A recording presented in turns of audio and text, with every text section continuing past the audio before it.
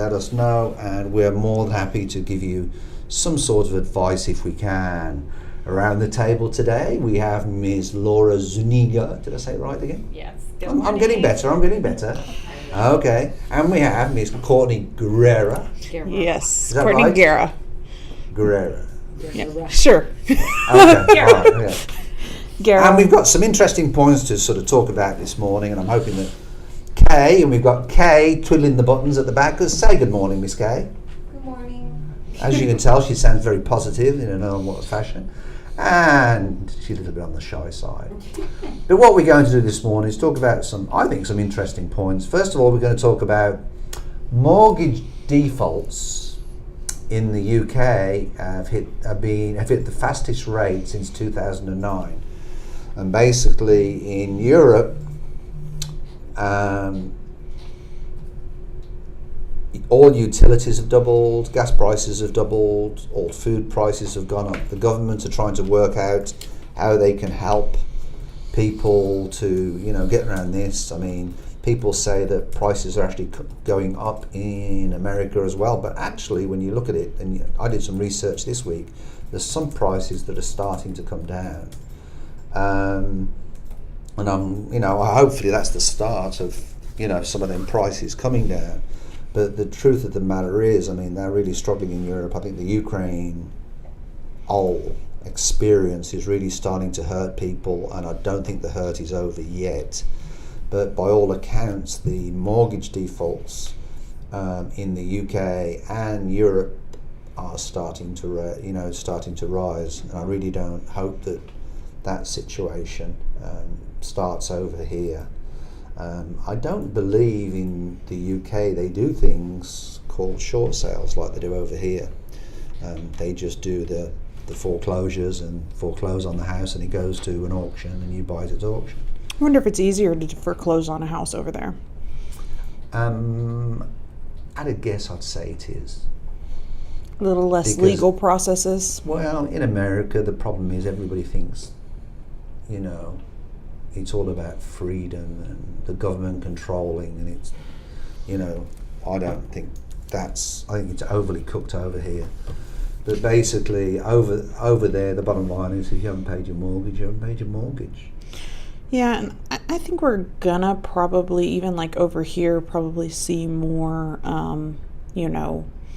foreclosures and stuff because... I really don't. I went to the auction July the 5th last week, and there wasn't a lot that's available. When you go to the auction, about a week before it posts all the auctions, whether it be through the city or whether it be through trustees, and basically there was an awful lot of them were cancelled before the sale, which means that they was resolved.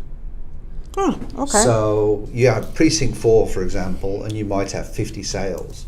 Out of that 50 sales, 45 of them are probably cancelled before the foreclosure date.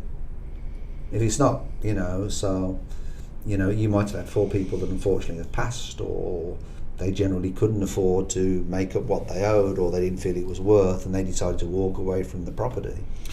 Well, my personal opinion, and that's more over here because I don't know exactly how things work in Europe, but over here, they're finally starting where they're saying no more forbearance. So once everybody gets out of forbearance, it's going to take a little while before those, short sales and foreclosures happen. I think the banks want to make it as publicity free as possible, because the banks took so much criticism last time because they was bailed out, and I never ever wanted the banks to be bailed out, and that led to a whole new bunch of problems, if you want to put it that way. I don't think they deserve to be bailed out. The executives just gave themselves, shares in the company, made themselves millionaires, and I don't think it helped the people that actually owned the houses. But the truth of the matter is, with all that going on, they're going short sales. Like I told you, we've got one property here they bought it for 1.1 million last year, and they've just been approved to do a short sale, and the bank have said that they will basically do a short sale for for like 850,000. Yeah, because they want it off their books. And right now, and it's cheaper for them to do it that way because they haven't got to pay utilities. They haven't got to get agents to do broker price opinions. They haven't got appraisers to go out there. It's a much cheaper way, and then they can basically give the seller of the property, a 1099 at the end of the year. They've got to pay tax on because they're basically giving them that money. Yeah, and then I think we'll have more mortgage defaults than we have had. Do I think it's going to be like, 2008 again? No, because, we have a lot more stringent, things that we have to do as mortgage loan officers to get somebody in the house. It's not the day and age where we're like, okay, you get a loan and you get a loan and you get a loan. Yeah. So I think there'll be more mortgage defaults, but I don't think it's going to be like a huge surge of it. I don't think it's going to be much in. I researched when I went to the auction it was actually July the 5th because it's normally held on the first Tuesday of every month, but that was July the 4th, so they had it on the 5th, and I was very surprised on the number of foreclosures and the number of people that were bidding on the foreclosures. But what I just want to say with the whole foreclosure scene is, do not buy foreclosures if you haven't done your research, because if there's any first liens or there's a complete procedure what you need to learn, if there's any first liens on the property, if the property's being foreclosed by a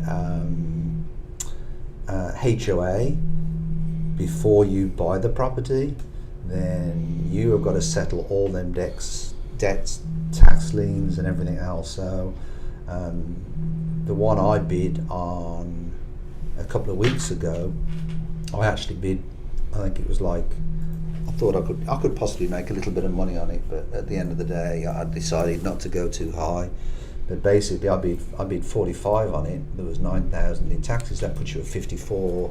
It probably needs 20 grand's worth of repairs. So, what does that put you at? 54, 74, Yeah. I do feel that the type of property it was and where it was, you could sell it for maybe 100, 110. But, in the meantime, you've got HOA fees and you've got carrying costs, and then you're sort of relying on contractors to do stuff. If you want to go that route, definitely suggest getting you a real estate attorney, number one. If you don't know a whole lot yourself, and definitely educate yourself. There's classes you can do. There's classes out there that you can do. And actually, if you go to your local courthouse, there's normally different people over there that do classes. I don't know how good the classes are. I know that they've got one in Harris County where they teach classes, and you can pay for a service that will tell you what liens are on the property, what loans are on the property. You're not going to find that on the tax records. People think that it's just whatever on the tax record. It's not. People think that whatever's on the tax record is going to be the name of the person that's on the property. It's not. It's whoever's on the deed. But yes, take legal advice or on that. But if you're going to buy property at an auction, you can take a real estate agent that maybe knows the landscape. I've seen a lot of people that I know only because when I was selling foreclosed properties, some of my buyers would actually go to the auction to buy properties that we couldn't sell on the open market. So they used to go and actually purchase them. And you've got to pay cashier's check or you've got to pay cash. And it's not very comfortable walking around with hundreds and hundreds of cash. That's not where you want to be in Texas. And then we're going to move on to a brighter point. There's an article that I found which basically said the best places, the best 5 states to be rich in 5 years if you want to, and the first one, believe it or not, and we've always said this on our show, have we not, for the last 6 months or whatever, even years we've said this, is Texas. We're the best. Yeah, we were Texas definitely is the best. number one place to buy property. I'm so sorry. Something so off subject. We have a window in front of us, and there is a guy that came by, and he has a walker. He comes by every day past here, right? Well, just the other time during our podcast, right afterwards, Laura opened the door and hit that poor man. Okay. Can we get back on topic? Yes. All right. So basically, the best 5 states to buy are Texas, Washington, North Carolina, Tennessee, and Colorado. Which There's ones? Florida is not a good place to live in. That's what it said up there. Texas, all right. Washington, it says Florida's retirees are fleeing. Oh, Florida are fleeing. I wonder why. Not turning into fleas, but they're leaving. People are leaving Florida. I wouldn't have thought Washington. I wouldn't have thought Florida. North Carolina, Tennessee. I've got a very good friend in Tennessee, and she tells me all the time, I need to go live in Tennessee. She thinks it's a great place to live. It's beautiful. And Colorado. Out of them 5. Courtney knows Tennessee really good. I love Tennessee. Out of them 5, is that where what are the mountains? Not the mount. What are the mountains called there? The Smoky Mountains? Smoky Mountains. Yes, the Smoky Mountains are there. So my grandfather actually lives a few hours away from there, and It's beautiful, apparently. whenever I was younger, I used to live half my life up there. I love it over there. It's really super pretty, and the weather's a little not as hot as here. And they have 4 seasons, a whole 4 So they have seasons. snow. Yes. See, that's the. So he has snow, but it's not something that's like every time you're going to get snowed in. You know, they might get a few inches or they might get a few feet. It's not just, completely snow every single winter all the time. Out of them 5 states, where would be your choice to live, Laura? Texas. I would never move from Texas. Really? How I'm about going you, with Courtney? Tennessee. I'm going to go with Colorado. If most of my family was in Tennessee, that's where I would be. I would go to Colorado. I like Colorado. Colorado's beautiful too. We trained in Colorado for a couple of, when we were skating in Colorado Springs, and it got hot in the summer, but I mean... What is the one place over there? Something Forge, I think, or... No, Silverton? Is that what's in Colorado? There's a place up in the mountains where they have a train and everything you can ride. There's Silverton, Colorado. Right? I've been there before, and But that was Denver is definitely the worst interesting. airport to land in. There's a big conspiracy about the Denver airport. Conspiracy? I'm What just kind of Durango and conspiracy? Silverton Narrow Gauge Railroad. Yes. So we went on a nice little trail over there, and we decided to go at night because it was only about 20 miles away. We didn't realize that it's down the curvy mountain and everything, and we ended up almost sliding off the side of a mountain. Oh my Not God. good. Not good. No, I'll stay in Texas. Where there's no snow, just hurricanes. Well, you do get some you know what? sleet, like flakes in Dallas, in the winter. I just think But it's not I'll much. never forget about... Conservative. Must have been 12 years ago. We had snow on Christmas Eve, and the snow must have been this thick. I don't know if you can remember it. It was like a sleet on Christmas Eve, and the whole of Houston went nuts. Yeah. We're having a white Christmas. We're having a white Christmas. Why does it get Okay, well, it only snows here like once every 5 years. 10 years. So for it to happen on a specific day, Well, it was Christmas Eve. That's so like- I guess everything has aligned. The stars have aligned. Yeah. just unbelievable. But- Do you think Colorado still does the giving their residents $1,000 at the end of the year? Do you think they still do that? 'Cause I'll move there for that. You'll Do have to they? explain You would that a move little for bit more. $1,000? I was gonna say. So Colorado, because they were the first place to legalize marijuana, and it was regulated. They had too much money, and so they had to start giving their residents the overflow of money that they had. But now it's not 1,000 anymore. It's like 2,000? no, it's like $500 now because people started moving there because they're like, Well, okay. How about money. how about Alaska? Alaska pay their You residents. pay people. Good luck there. Yeah. Have you seen how expensive food is there? That's why everybody does everything on their own over there. Like, Because at Alaska, they pay you yearly there, don't they? Yeah, they pay you, but it's still like it's not a ton of money. It's enough to like, you know, help you out. But see, like probably Hawaii and Alaska, you better be ready for some simple living. That's all I gotta say. Simple Hawaii as is the can be. most expensive place to visit. Like What is? Hawaii. Oh, it Hawaii? is. Like It it's is. not expensive to get there, but it's expensive to enjoy yourself there because Alaska lawmakers added $662 as a one-time benefit to help residents with energy costs. Alaskans receive over $3,000 in state oil wealth payment checks per year. yeah, it's not gonna keep you alive, but it's like It's a lot. I think $3,000 can be, I wouldn't say it's substantial, but I mean, it's not bad. that's money you can invest. You know, you can take that money and invest it. I had one of my old assistants was into sleigh dogs, the Iditarod. Then she was a disabled veteran, and she moved up there.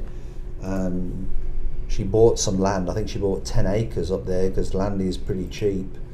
Got herself some, and now she does the Iditarod every year, and she's really into it. She did it as an assistant to some famous person up there that does it. Anyway, next topic. Let's go on to, I always sell my house. I always sell my homes myself, but sell by owner isn't for everyone. Here's why.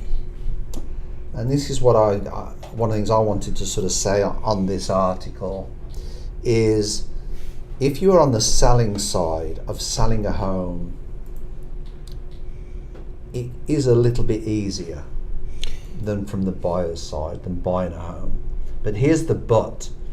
If you sell your home and you don't sell it, you're in the correct fashion or the correct way, or the documents not done properly or anything, you're opening yourself up to a whole new can of worms from a liability standpoint.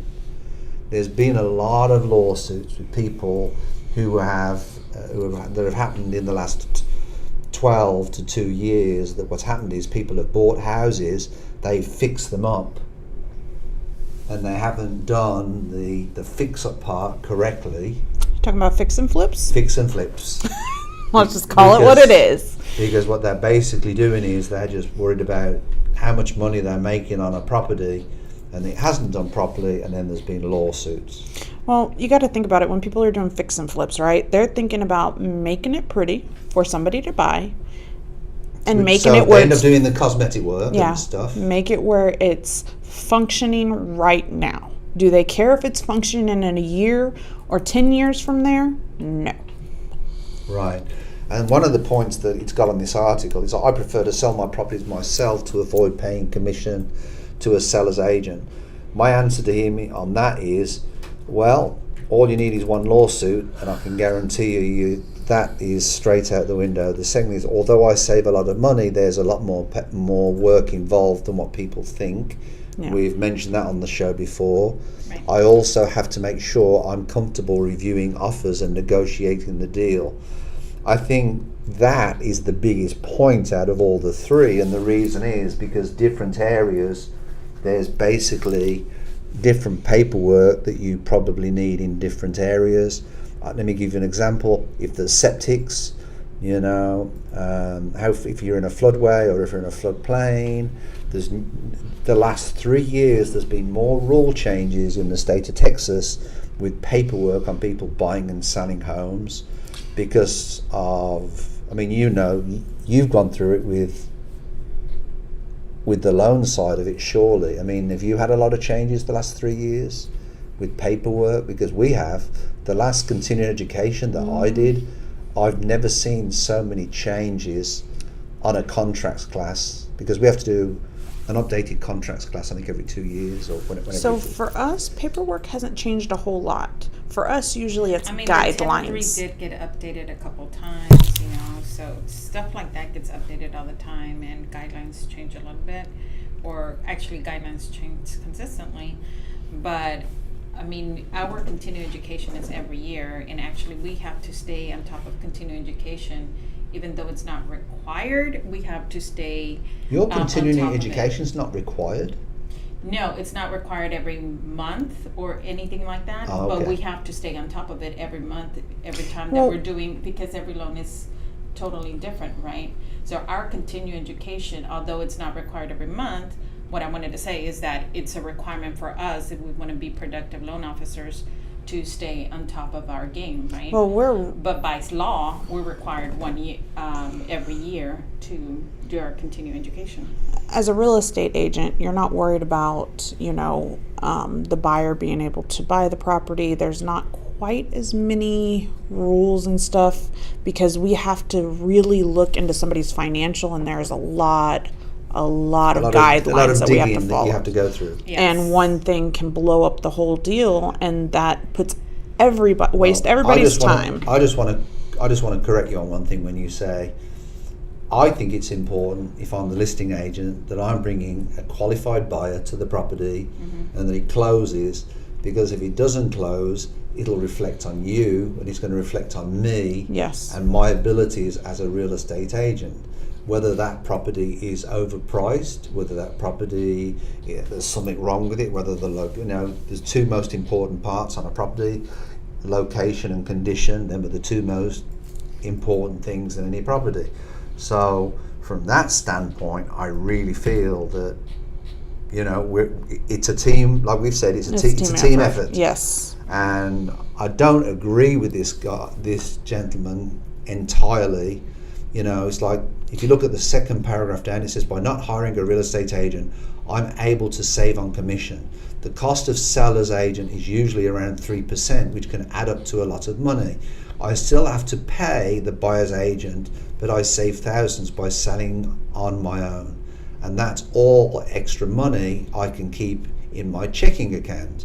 But as I said to you, if it's not done properly and you are the seller, it's like selling a faulty car to somebody, and the car, you sell the car and it's faulty, and you sell it to somebody, there's potential legality on that.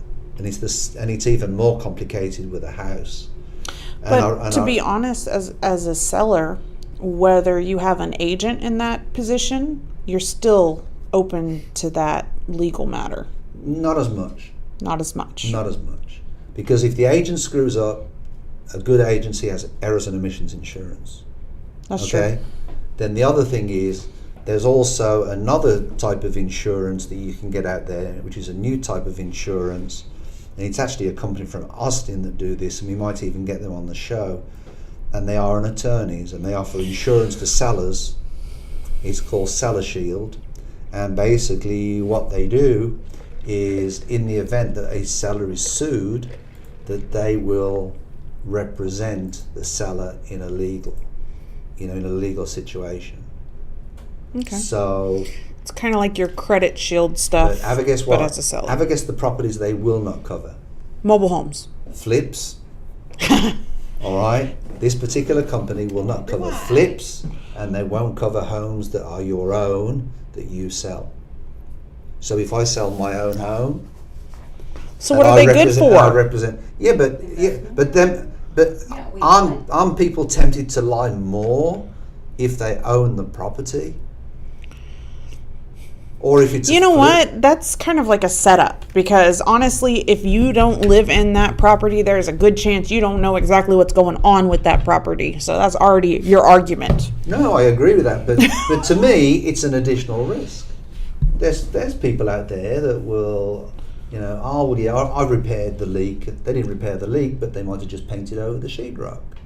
We've had that before. We found out. I don't think that company's going to go very far, but okay. I think that anybody who's selling a home or buying a home should be represented by An a real agent. estate agent.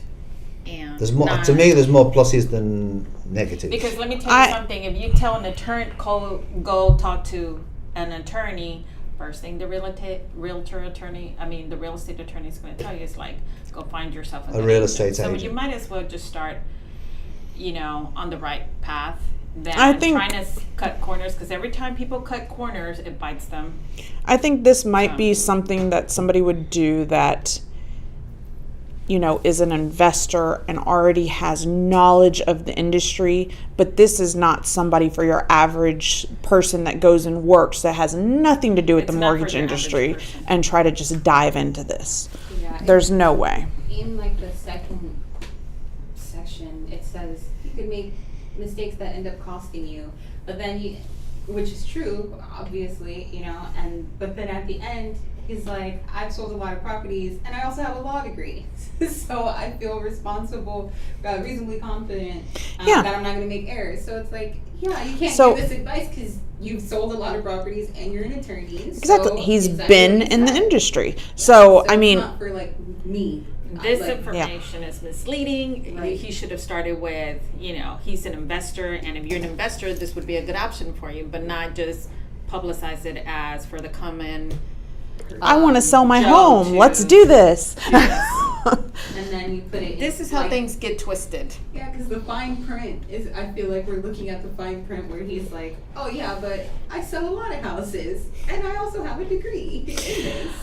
He is Yeah. an attorney. He always So- has to put in the fine print at least. If you have never had a real estate contract and read through the whole thing and know the entire thing, don't do this. Well, and here's the other thing as well. I personally would never, this is just my personal opinion, what I'm going to say, I would never ever buy a house and I would recommend this to my clients as well, if the seller or the buyer are represented by an attorney. Because what the attorney will do, if it's with a regular TREC contract, then there's ways the buyer can get out of that contract a lot easier. It's like buying a contract through some of these flipping companies out there, and this isn't a detrimental point that I'm saying, with like Open Door and different things, they have an addendum that replaces the TREC contract, which basically you can get yourself caught up, especially with lack of supply. Open Door, I think, are very good, for some people that perhaps just want a quick cash offer, but they have addendums that replace the TREC contract. With a TREC contract, what you can actually do, there's ways how the buyer can get out the contract, and if there's two agents, they're familiar with that contract, so it's a fair transaction. But what an attorney's going to do is to take out the parts that put the whole transaction in their favour. Once again, We've had it before with the lease, where we have, at one point we represented the attorney, and he did not want to use a TREC lease. He wanted to use his own lease, and I recommended, because we represented the tenant, not to sign it. I mean, there were two separate agents, because some of the things that he wanted were just nuts. So, you know how we were talking about the places that would be a good place to purchase a house a little while ago? Mhm. There's something that says the top 6 cities where you shouldn't purchase a house, and it says And one of them is Austin. one of them is Austin. they are high right now. Yeah, but the reason why it's not good to buy a house in Austin at the moment is because Austin prices went through the roof, Yeah. and now they're starting to come down. Now we're on the downside of it, Yeah. and they're starting to come down. But So But I will tell you, my daughter is in St. Marcos. The prices of houses in St. Marcos have gone through the roof, which is a little bit outside Austin. Because we looked at buying point for San Antonio and Austin. because I looked at buying a house. I looked at buying a house for my daughter in St. Marcos. I used to live right next to San But Marcos. So, yeah, yeah. but the reason why I ended up not buying it was, to be perfectly honest, was the grass isn't green, it's brown, and I'm not into that. That is less yard work. Let's do it. But it's not. He still sort of grows, and you still got to cut it. The next thing, when it goes brown, then it goes to dirt. I mean, Even though I'm the one that got half an acre, I got a lot of land work to do. I've heard that Las Vegas isn't a good place to live. I have an investor. She has some properties in Las Vegas, and she does not enjoy. The only thing that's good about the property she has in Las Vegas is that she has very, very good tenants. But she said Las Vegas, whenever she visits. It depends where in Las Vegas you live in. You gotta like that type of lifestyle, and if you're just not in that type of lifestyle, then no, it's not a good place to live. My brother She has says an it's a dump. Airbnb in Las Vegas, and I mean, he likes it there, but because outside of gambling and Out everything of the like strip. that, it's a decent place to live because it's affordable still. But I guess the property taxes are going up because it's so expensive. But property now, taxes are going now up. they've just announced that there's water problems there, and they're limiting the amount of water. With your yards, they don't have lawns. It's all stones. Yeah. It's like San Antonio. Sounds like my place. Let's do it. No. No yard work. So They have Cleveland, Miami, like you were talking about, nobody wants to live in Florida, and then San Francisco, which... Miami, the prices of Miami. You know, we've got an agent downstairs. He owns, 3 properties? Once again, Miami is a certain lifestyle as well. Yeah, so is San Francisco. Like all of these are a certain lifestyle. You go to Miami to go out, it's $32 for one shot. I'm never going to Miami. Miami to do what? To like hang out, if you want to visit, it's $32 if you want like a shot of alcohol. No. You alcoholic there in the corner? No, that'll keep me from being It's okay. Just got to bring your little bottle in your purse. Bloop. That's right. All right. The little lotion bottles. Lotion bottles? Yeah, they have like the fake lotion bottles that you take to festivals. So you. Oh, they got so many fake things. They got like fake belts, fake like to strap on your belly to do it. They got fake bras for it, okay? To hold your liquor. There's a straw in there, and you sip it outside of it. Okay. And I guess the final thing we're going to talk about is, this is where I need the lonely ladies' We have one more thing. input, is the housing market patterns of 2023. Some people are saying that, you know, the pattern is sort of normalized, and what buyers and sellers should know before, you know, for the seasons ahead. You know, we've got the summer which is happening, and we were sort of saying that a lot of people in the summer move because their kids are moving schools and they want to go to a different school district and different things, and that is the height of the season. I think the height of the season is probably maybe April, May, all the way through to maybe August, September. But I was saying that to Courtney that I've actually had some of my biggest months have been November and December. So what do you think about this article in relation to the market patterns of normalised? Do you still feel, I mean, you see the loan applications coming in. Yeah, so are we seeing a whole bunch of influx in interest rate like crazy like it was during COVID? No. It has, for the most part, normalized. We might see it go up some, we might see it go down some, but nothing's really going to tank that we know of unless some huge thing in the news happens, you know, like banks having money problems or something like that. As far as in Houston, because each area is different, you know, housing prices we haven't seen very many drops here in Houston. It's been pretty normalized as well. But the main thing is we're back in some areas in Houston of getting multiple offers on properties. Yeah. And it's also like, you know, it depends on the area, you know, the location, as everybody says in real estate, location. And then it also has to do at least on what type of niche that specific realtor has or that loan officer has. So for example, there's times that, or seasons that some other loan officers are struggling to find, you know, pipeline, and then others that are not struggling to find a pipeline because their niche is different. So it's a fluctuation of so many things, but Yeah. it just depends, like, everything all combined, location, your niche, and marketing. And as then well. as far as buyers go, what I always tell them is, it's expensive to rent right now or buy. You're going to have to pick one or the other for the most part if you want a place to live. And they say, well, the interest rates are so high. Yeah, they're higher than they were during COVID. They are high, but I tell the buyer, if you buy now, as long as you're comfortable with that monthly payment, you're not taking every last penny that you have to use that payment, you can refinance at any time whenever, the interest rates do go down. But if you do wait to buy, we can't really predict how the market's going to go. And, trends over the last, 50 years, the houses don't get cheaper. Well, they reckon that the price of houses in Houston are going up next year. They reckon you will see an increase in house prices next year. So over the next 5 years, they reckon the houses have the housing prices in Houston will move up.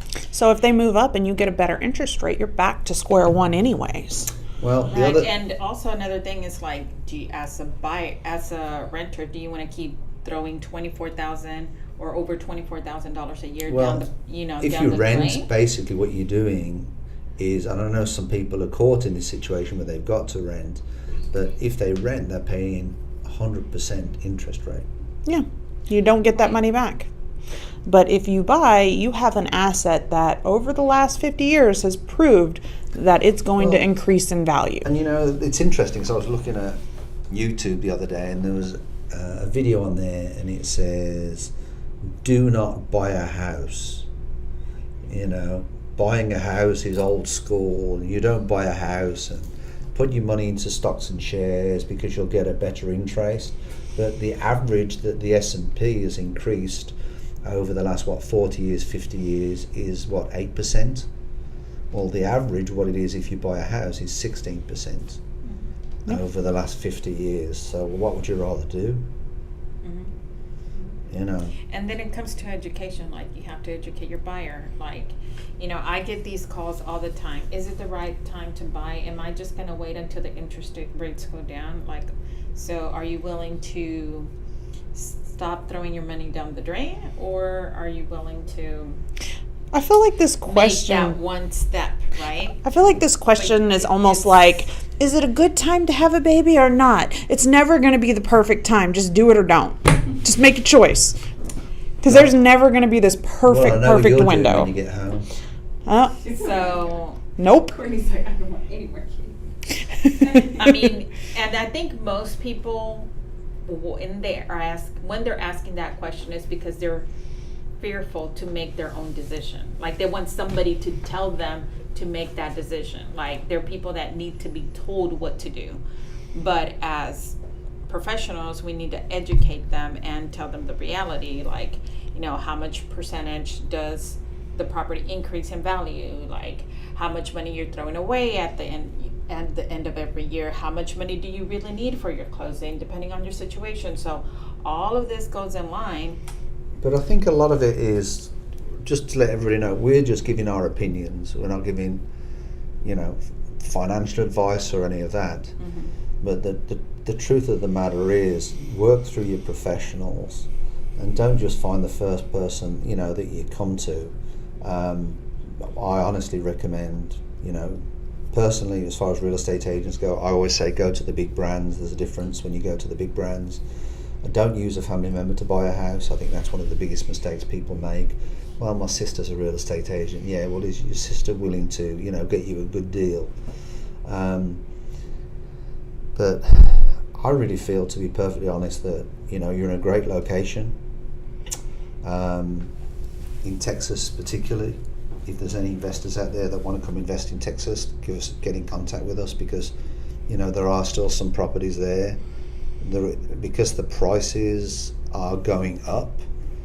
In investing in real estate, there's something called the 1% rule, where the total rent over the year, and you basically, sorry, the cost of the property, you take 1% of that, and that should be the total revenues over the year for that property. But that's gone away now. You can't find many properties with that 1% rule. You just can't do it. You know, you've got to buy at such a low price. And John, your boss, has always, you know, said that, you know, with his calculator and stuff. Which, once again, that's an interest rate thing. But if you find a wonderful deal and you refinance it in a couple years, you're going to be And down that's how you keep anyways. buying properties. I mean, you I buy a always property. tell them to fall in love with the house and don't think about the rate, because the rate, it's like your heartbeat, so it's going to go up and down. And once you know that the market kind of takes a little dive, then that's the perfect time to refi and get that moving, right? But Fall in love with the house. Be comfortable with your monthly payment. yes. Yeah, and I totally agree with that. Are we All going right. to look at the video about the apartments? Yeah, we can do. Let's talk about that. This is a video that Kay came across where there's a lot of exclusive high-end apartments that are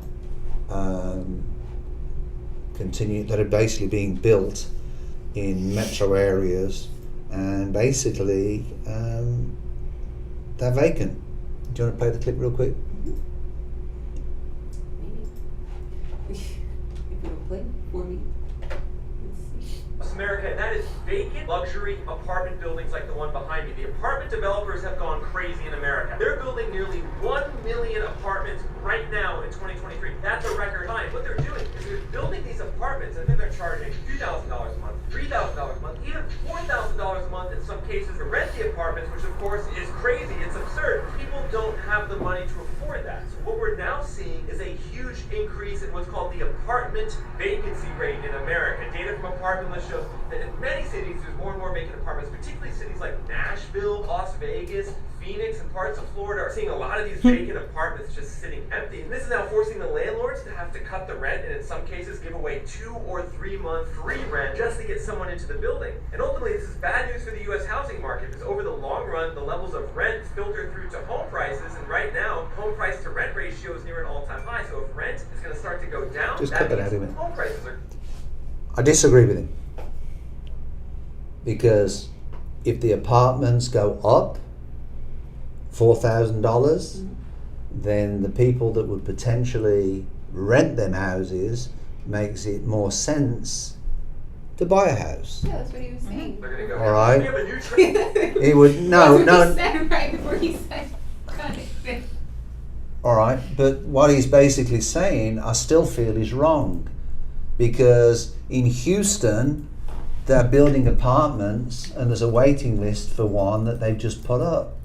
So it's by city that he's, you know, I don't know where he lives, but there's a new one they've just built, and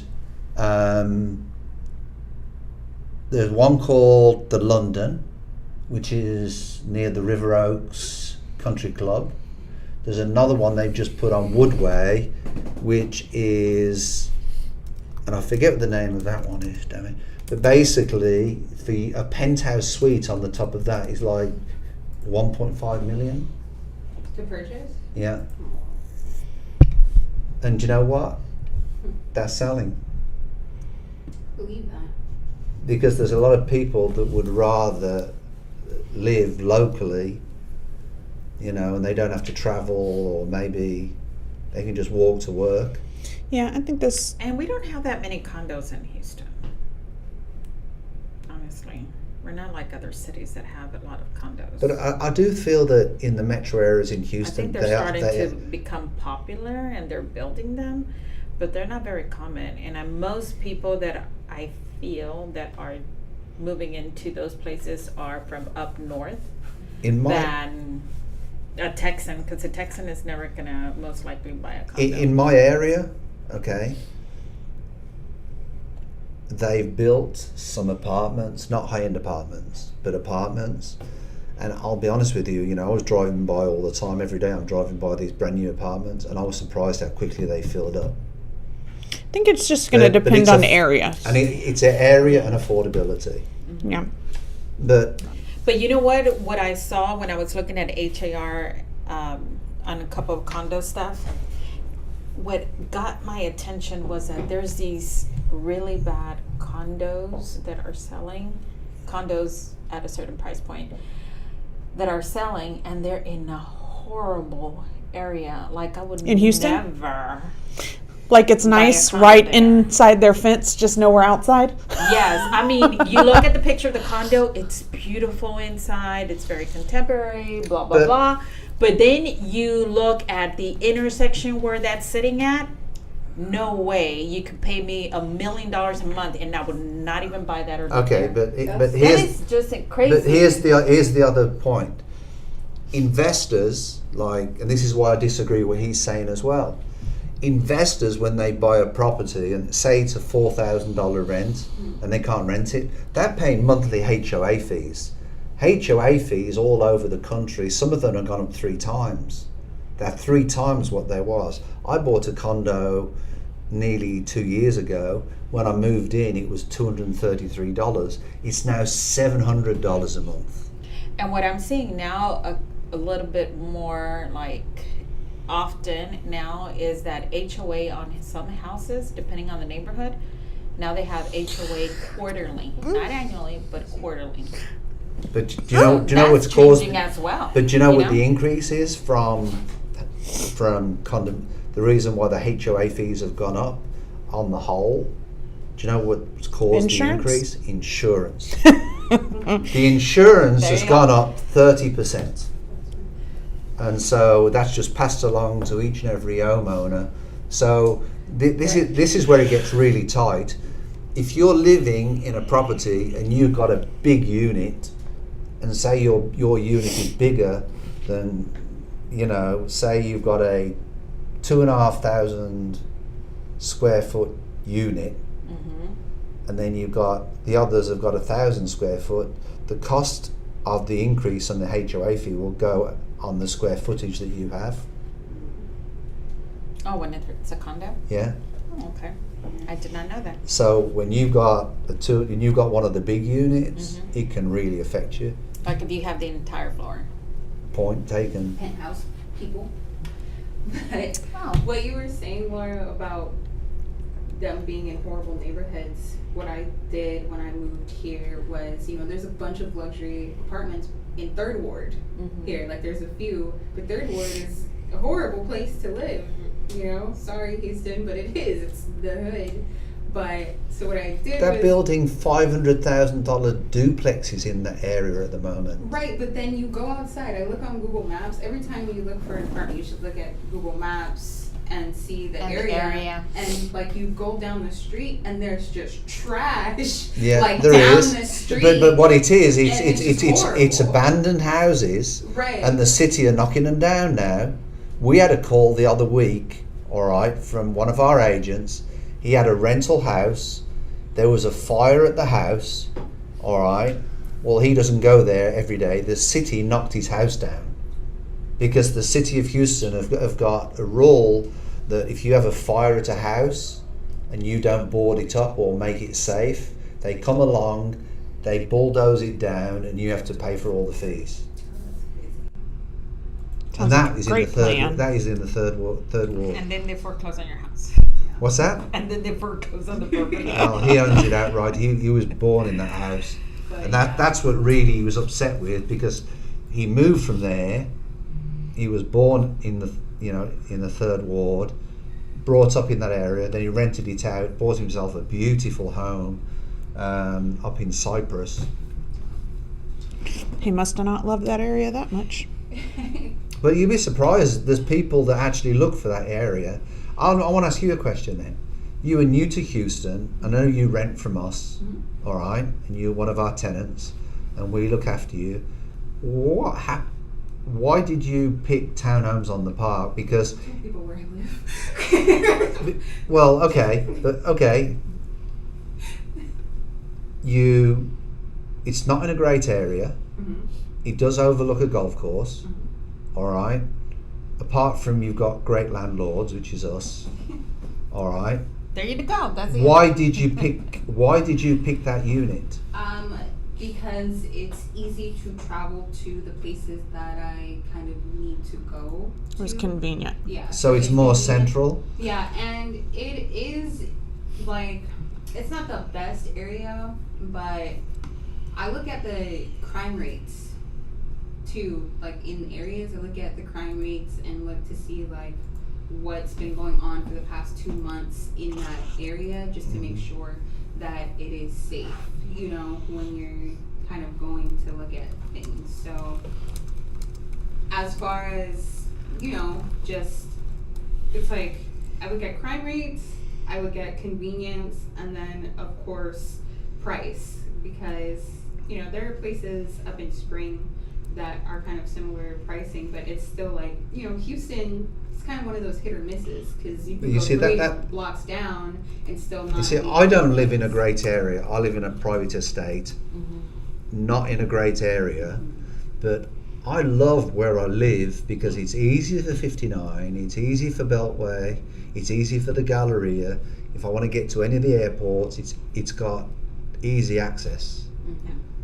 The condos that I was looking at, just for the record, they were not in close to any popular areas that you would say it's a convenience to buy there. I just felt like they Is were it Kashmir overpriced. Gardens at all? So I I can't was remember the thinking name. in Kashmir Gardens too. I can't remember the name, but We it nearly bought it was a far from multifamily in Kashmir downtown, Gardens. right? It was far from like shopping centers and stuff. Like it was like in an odd area. But these are apartments, pre-existing apartments that were built 50, 60 years ago that they made them into condos and were selling The them. people, I just saw the picture of the condo and caught my eye, and then I was like, oh, that condo looks cute, let me see. And then when I looked at it, because I'm a Histonian for life, then, you know, I saw them like, oh my God, that's a horrible area. Like, who would buy there? And it's like in a spot, there's not even a grocery store, like maybe for 5 or 10 miles from there. But I'm thinking if condos are like more in the central area, like you were saying, then yes, those definitely would be worth it, even if they're not in such a extraordinary great area. You know what I mean? Mhm. I mean, you got to pick your poison at some point. Yeah, because if not, I would be paying like $1,800 for the same type of apartment. Plus, the apartment is huge. You know, for the price, it's a huge space. You know, there's a lot of space inside of. What, in your apartment? Mm-hmm. Oh, so I need to put the rent up? No. She got an elite apartment. Because it has the The you know, den? it has the extra area. I think it's what, like 960 square feet for the price that it is. Whereas, you know, if I were to live somewhere else, an apartment would be like 600, 700 square feet, and that's, to me, that's not a lot. And you have such beautiful neighbours. You have such live such a beautiful neighbour.